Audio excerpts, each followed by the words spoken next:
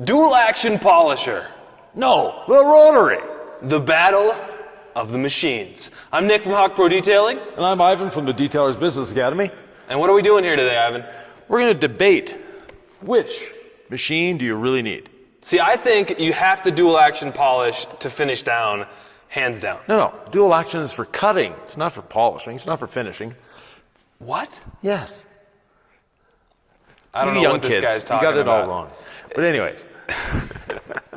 I've got the Flex 15mm here, the XFE 715, and you've got the PE 14-2150. And we're not here sponsoring any brands, but I will say these machines in our shop, they get dropped, they get used, and they're still here. So kudos to the Germans. Yeah, and I've been using not this exact one, but the same model of Flex for years, and it is by far my favorite polisher.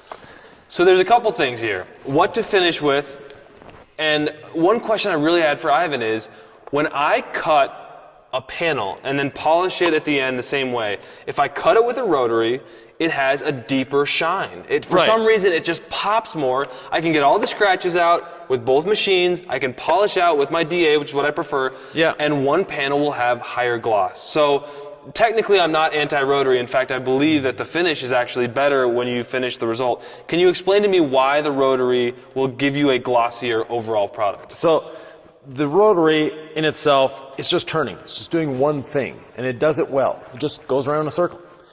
The DA has the back and forth motion. So we're combining the rotation of the rotary with the oscillation of the DA.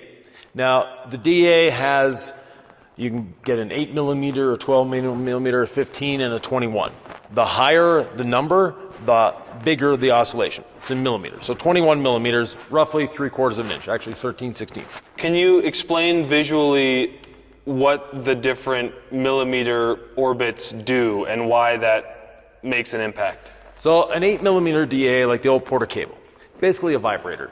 All it's doing is moving the pad by 5/16 of an inch. So not much. And it doesn't have enough power to actually turn the pad. You can get a bit of rotation out of it, but yeah, it's not great.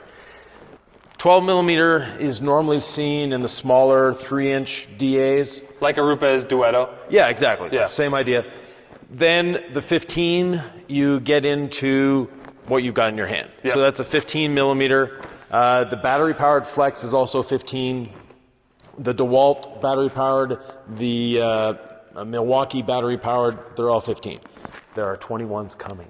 Yeah, they're in the pipeline from different companies. That being said, the 21mm to me is the more forceful cutting machine.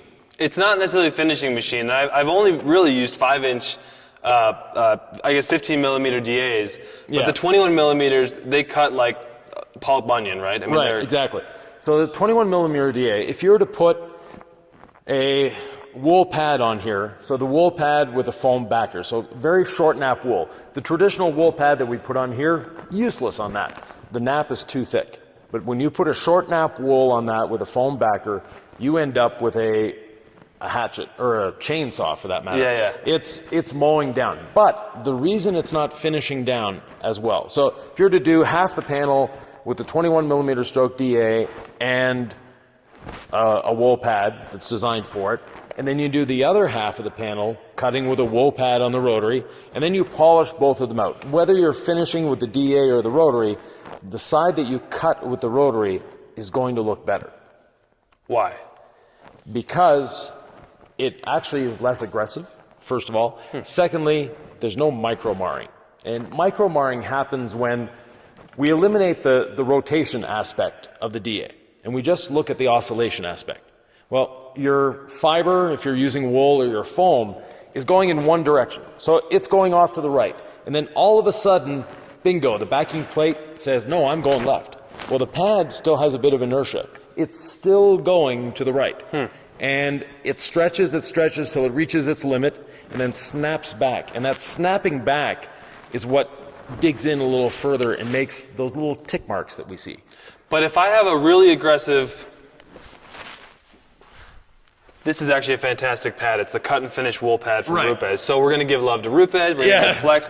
This is not the most aggressive one we use. They have a blue one that just cuts it, but it will leave really deep divots in there in sort of that rotary pattern. Yeah.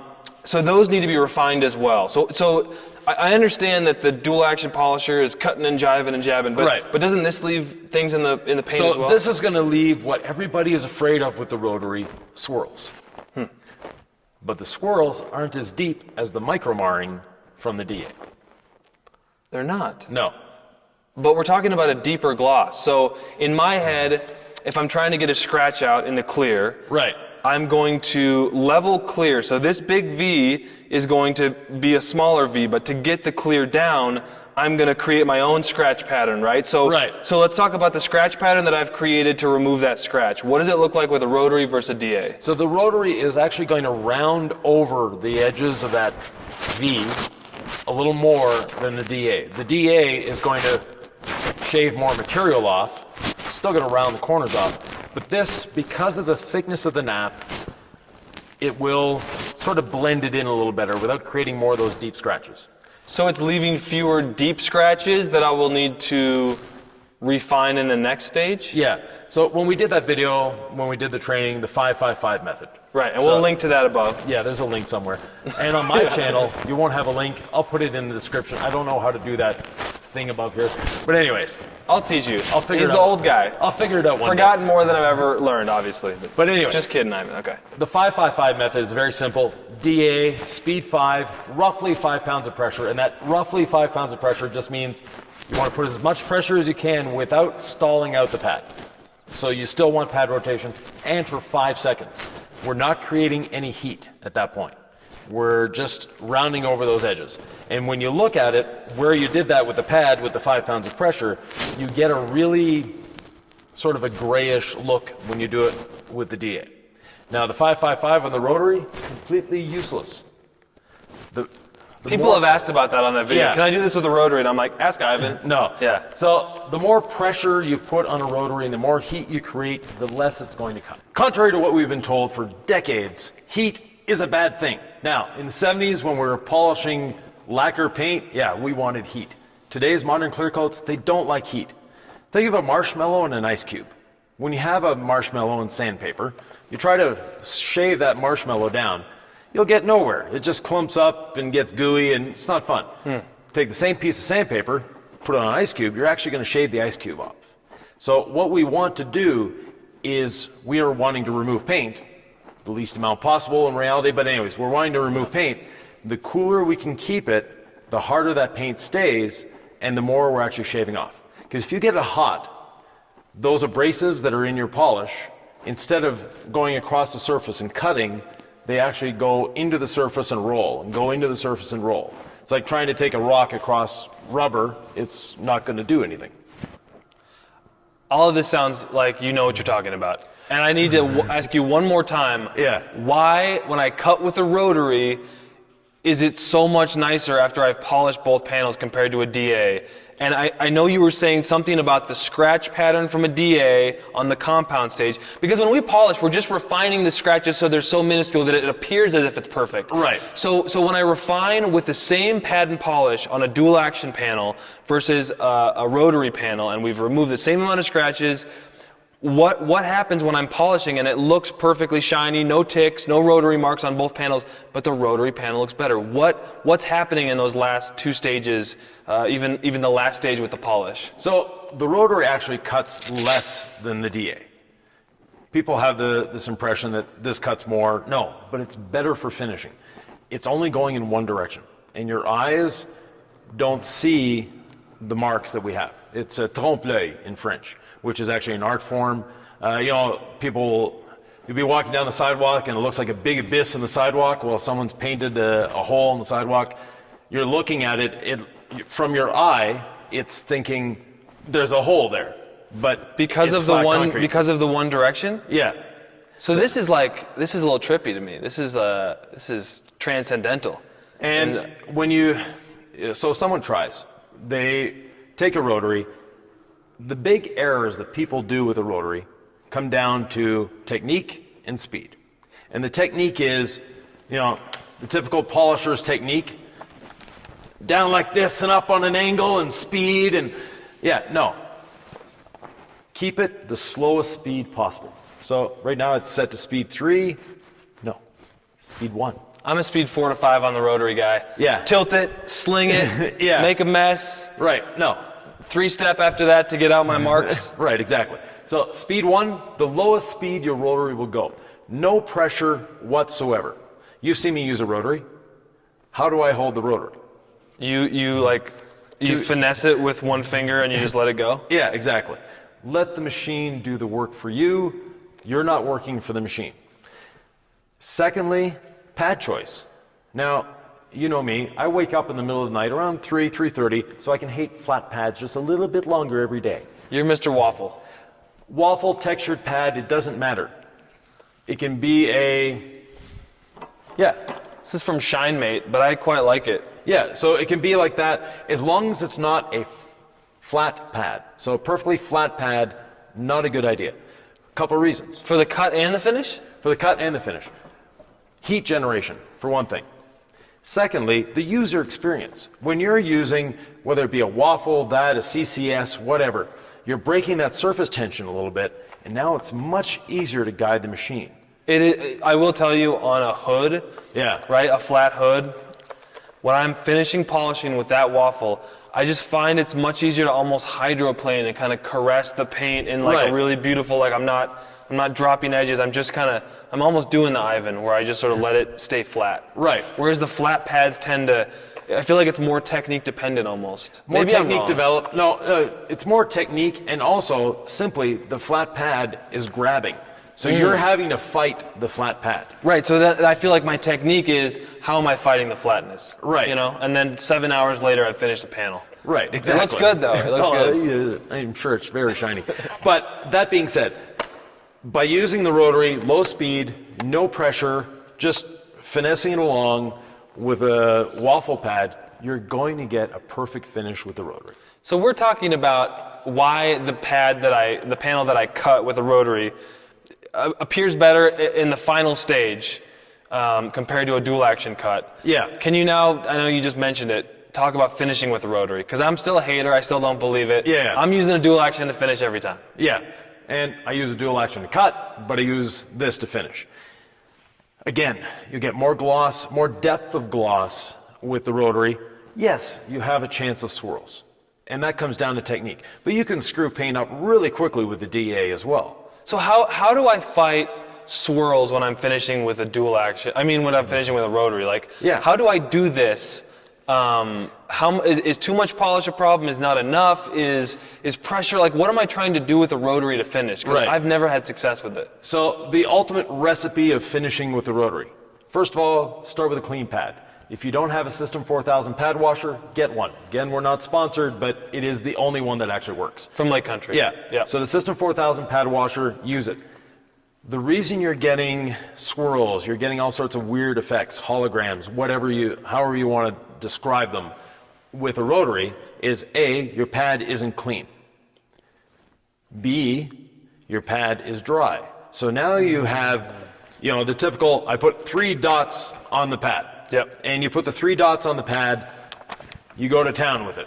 Well, by the time those 3 dots have spread around all over the pad and you're not dry buffing anymore, you've already spent up those abrasives and you're not polishing.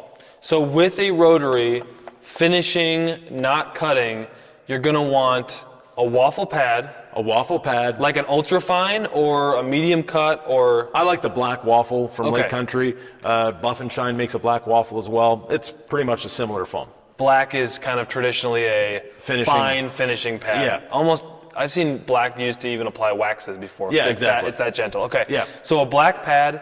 A clean pad. And then how much polish? So you were getting there. I kind of interrupted. How much polish and how do you apply it? So there's different ways of applying a polish. You can have the traditional, 3 or 4 drops and pea size. Not grapefruits, not grapes, just pea size. Very small. You don't need a lot to finish. I prefer spray polish. There's a couple companies that make a spray polish. Basically, start the machine up, as it's winding down, spray very close to the pad. But now you get a very even distribution of polish all over the pad. So instead of 3 dots doing the work, you've got 10,000 little dots doing the work. And the other aspect of a spray polish is that it meters it for you. So I'm cheap. Those dots that I put on are very small. You're, you know, sort of a... I'm a half a bottle per Yeah, you're a guy. spendy kind of guy. So you throw it on liberally, we'll put it that way. You know, It's more fun that way. Yeah, I don't like to be cleaning up spray all over the place. That's why we have 3 steamers in here. Yeah, exactly. And I spend 8 hours taping the car beforehand because I've had a few of those instances. Yeah, so I don't like taping. I don't like cleaning up over spray. I don't like any of that. So I keep my polish on the pad instead of on the wall, on the windshield, you know, everywhere else, on me. So that way the Rotary, again, clean pad, and never put clean polish on a dirty pad. Have you polished single stage before? Yeah. So when you polish single stage, what happens to the pad? You get the color of the paint on your pad. Immediately. Yeah. When you're cutting clear coat, you're doing the same thing, but it's clear. You don't see it. So if your pad is dirty, it's not the pad doing the work anymore. You're trying to move around this spent polish with clear coat mixed in and all that. You're never going to get a good finish. And I believe in the clean pad method. I think that's something that I'm hook, line, and sinker. Right. Work as clean as you can. So it's sort of an efficient distribution of polish, because you said before if you put a few drops on, you're going to dry buff. But then you said put a few drops on if you don't have a spray polish. Right, but if you have a clean pad that's just out of the System 4000, it's damp. And that dampness prevents the dry buffing. Okay. So it's providing a bit of lubrication. I've never been a damp pad polisher. I've tried it. Now, But it's not for me, Right. and I'm also a hater, and I also spent 80 hours on a car, which is not profitable. No. And so that's why you're here, Exactly. to teach me, to put me in my place. not in your place, just bring you to a better place. Oh, yes, indeed. Okay. Yeah, basically a profitable place. That'd one be where nice. your customer actually gets his car back the same week. I like Maybe to give- even the same day. God forbid. Yeah. Give me a month and it'll look good. Yeah, exactly. And, so with polishing, whether it be a Rotary or DA, the technique is basically the same. If you can keep your pad flat, if you can reduce speed, if you can reduce heat, if you can reduce pressure, A, it's a lot easier on you. B, it's better on the car. There have been a few things that Yvan has really been a proponent of. The rinseless wash, efficiency, running a profitable business. And you've Yeah. always said polish with a Rotary, but I don't see it taking off. Emotionally, how does it feel when you say this over and over again, and there's the DA Army out there, the DA Army wants to finish with the dual action still? I mean, are you making headway? No. Are people doing this? Yeah, well, people are doing it. I get comments on my channel all the time saying, Okay. I tried it, it's great, thank you. That being said, if you like finishing with a DA, finish with the DA. There's nothing wrong with using one or the other. There's no right, there's no wrong. As long as you're getting the result you want, and more importantly, the result your customer wants, then we're good. I thought this was a battle royale, though. No. No. And this is super educational. What else do you want to tell people about the Rotary? Because you get these questions all the time. Yeah. I have a little bit more, niche perspective. I'm doing things on the front line, detailing cars. Yeah. You're all over the world talking to people. What else do they want to know? Well, first of all, the DA is really popular in the U.S. Go to other parts of the world and you use a DA and they ask you if you're handicapped. Because the Rotary is it. They don't, they consider that a toy. Yeah. Even the 21 millimeter. So different perspectives, different parts of the world. The other thing is, I'm at an age where I don't like to work. I'm semi-retired, right?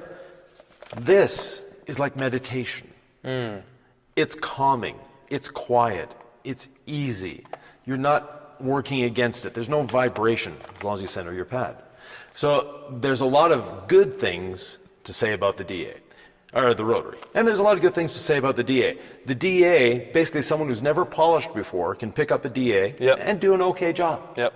Now, in my shops, the training started with this.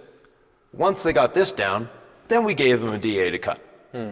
But the Rotary was what they started with, which is, again, a little counterintuitive to most people, but if you can master this, that's easy. You know, Koch Chemie is a brand that I've used a lot, and I love their products. Yeah. And in Germany, I've watched a training video. They teach you how to cut with H9 on a rotary. And then I did an interview with Andy B. Cool. He's the national trainer exactly. here in America. And he's like, we're not teaching anybody how to use a rotary. We are literally teaching a dual action system in terms of the American Koch Chemie training. Right. Because it's such a different perspective on what people are using, you know, on the front lines. Exactly. And, you know, it really comes down to marketing. It's what are the companies No wanting to way. market? No way. There's no marketing involved in detailing. Come on. No, not at all. But anyways, it comes down to the marketing of what the companies are wanting to show. And when you're showing someone how to use a DA, they're going to get results like this. It's going to be quicker. It's going to be faster. They're going to be feeling pumped up like, hey, I can do this. Well, in my trainings, I do the same thing with the rotary. I show people that, yes, you can finish with a rotary the first time you use it. It's not a long, steep learning curve if you follow the basic principles of flat, slow, clean. Sir, it's been real. I still love you, DA. I still love you, Rotary. Ivan, appreciate your time. Yeah. Where can they find you on your YouTube channel? Well, they can find me at the Detailers Business Academy on YouTube. And if you have any questions, comments, thoughts, or ideas, leave them below when you're on my channel. But your channel is Hawk Pro Detailing. Yeah. Oh yeah, this is on both channels. Yeah. Ivan's shooting, I'm shooting. Hawk Pro Detailing. We've been doing this for, what, 4 or 5 years now? And seen you out here for training, and then also you came and did a big shop revamp. So if you're watching this on my channel, we've got a lot of Ivan videos, and those will be easy to find as well. Yeah, and on my channel, well, we got one. Actually, no, I did an interview with him. I don't know which will be posted first, but anyways. Thanks in a lot. the space-time continuum, it's hard to know where we are, but but right now it's March 2022. Next thing you know, he'll be at the Rag Company in Idaho, and then where else? After that, Omaha, Nebraska, maybe Colorado, then Chicago, New York State. And then they can find the Lacroix Cruiser on YouTube as well? Yeah. Which is the way that you travel the world? Yeah. Or the country, continent? The continent, yeah. Shipping the bus overseas is not exactly a convenient thing. There I fly. But yeah, so the Lacroix Cruiser on YouTube, you can see the whole build and our travels and all that fun stuff. Okay, questions, comments, leave them below. Ivan and I will be replying to them. We will see you on the next one.